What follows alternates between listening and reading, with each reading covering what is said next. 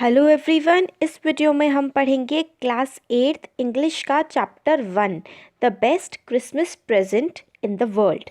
तो देखिए, इस चैप्टर में हमें एक स्टोरी बताई गई है जो स्टोरी डेट्स से काफ़ी ज़्यादा लिंक्ड है। इसमें स्टार्टिंग में बिफोर यू रीड में भी हमें ये बताते हैं कि डेट्स और पीरियड्स मतलब जो टाइम होता है, समय का जो दौर होता है, वो हिस्ट्री में किस तरीके से उसकी सिग्निफिकेंस होती है और किस तरीके से हम हिस्ट्री को डेट्स के थ्रू याद करते हैं या याद रखते हैं। तो इसमें इंपॉर्टेंट डेट्स हमें बताई गई हैं, जैसे कि जो ब्रिटेन और जर्मनी की मतलब वर्ल्ड वॉर 1 हुआ था 1914 में।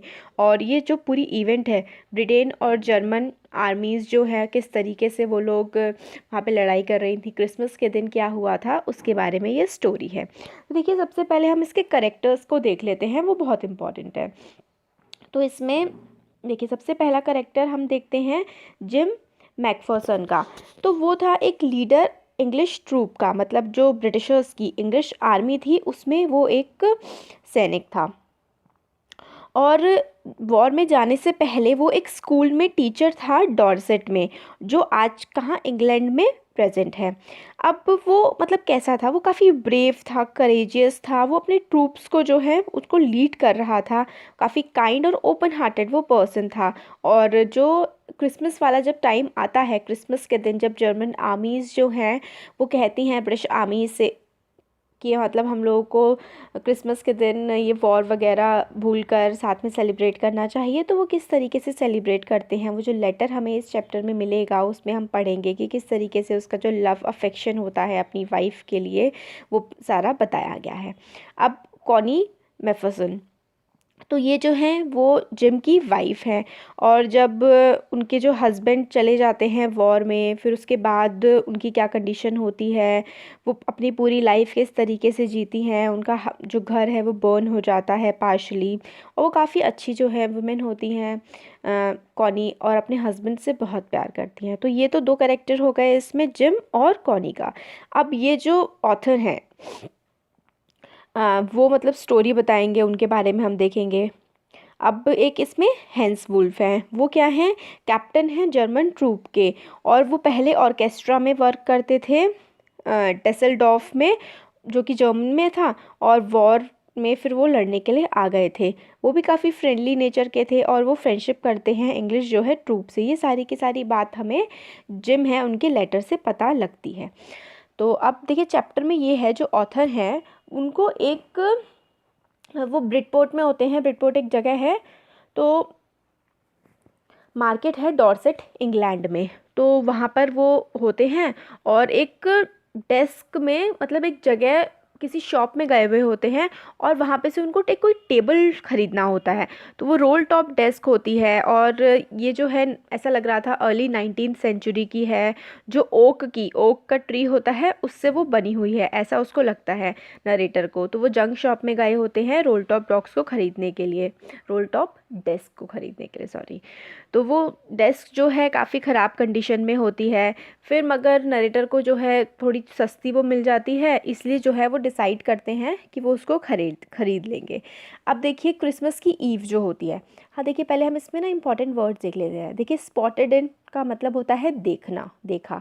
स्कॉच मार्क्स का होता है बर्न्ट मार्क्स, कहीं स्कॉच होता है जैसे कि किसी जगह वो जली हुई हो, तो टेबल पे जली हुई कुछ ऐसा लगता था कि वो टेबल जो है कहीं से जल चुकी है, तो वो जले हुए उस पर मार्क्स थे।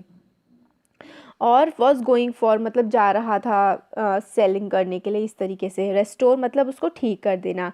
विनीर होता है एक पतली सी लेयर होती है प्लास्टिक की, जो वुड पर, लकड़ी पर उसको डेकोरेट करने के लिए जो है लगाई जाती है, वो विनीर होती है।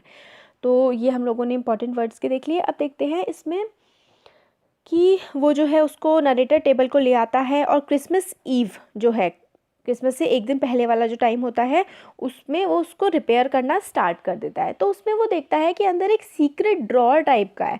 तो सीक्रेट ड्रॉर में जब उसको उठा करके देखता है, तो उसको एक उसमें लेटर मतलब मिलता है उस डेस्क में।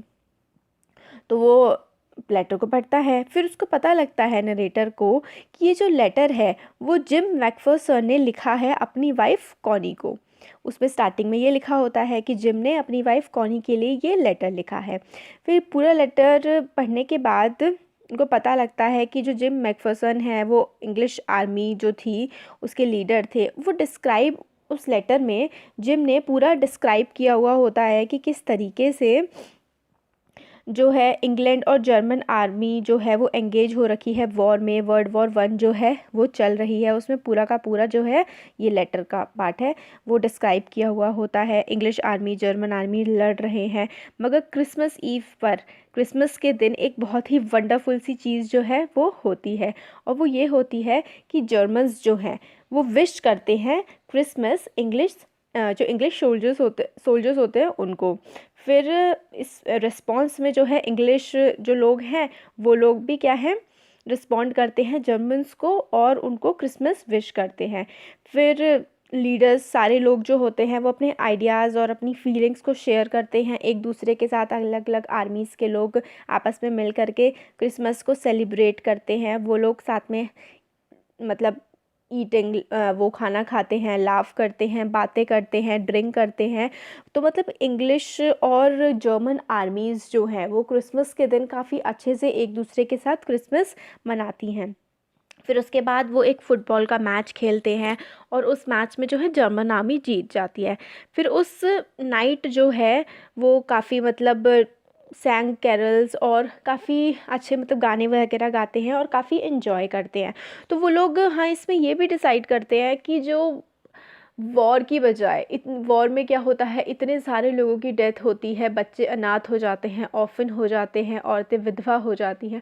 तो वो लोग कहते हैं कि कोई भी जो लड़ाई है उसका सोल्यूशन, कोई भी अगर प्रॉब्लम हो रही है, लड़ाई उसका सोल्यूशन नहीं होता है, मार काट सोल्यूशन नहीं होता है। फुटबॉल का गेम आप खेल लीजिए, वही एक बेटर सोल्यूशन आप कह सकते हैं किसी भी कॉन्फ्लिक्ट का निकालने के लिए। तो इस तरीके की बातें जो हैं वो करते हैं कि मतलब एक दूसरे से अपनी बातें शेयर करते हैं। तो जिम भी अब बताते हैं कि वो एक टीचर थे। फिर उसके बाद जो दूसरी आर्मी के जो हैंस वुल्फ होते हैं, जर्मन आर्मी के जो होते हैं, वो जिम को बताते हैं कि वो पहले ऑर्केस्ट्रा में काम करते थे और फिर इस तरीके से वो लोग वहाँ पर जो है अपना क्रिसमस सेलिब्रेट करते हैं एक दूसरे की बातों को जान करके और एक दूसरे से इंटरेक्ट करके, और अपने व्यूज़ जो है वो लोग आपस में शेयर करते हैं कि मतलब वही कि फ़ुटबॉल का मैच खेलना ज़्यादा अच्छा है बजाय कि हम लोग इस तरीके से वॉर करें और वॉर में इतना ज़्यादा डिस्ट्रक्शन हो। अब ऑथर जो हैं वो ये पूरा का पूरा लेटर जो है वो पढ़ रहे होते हैं।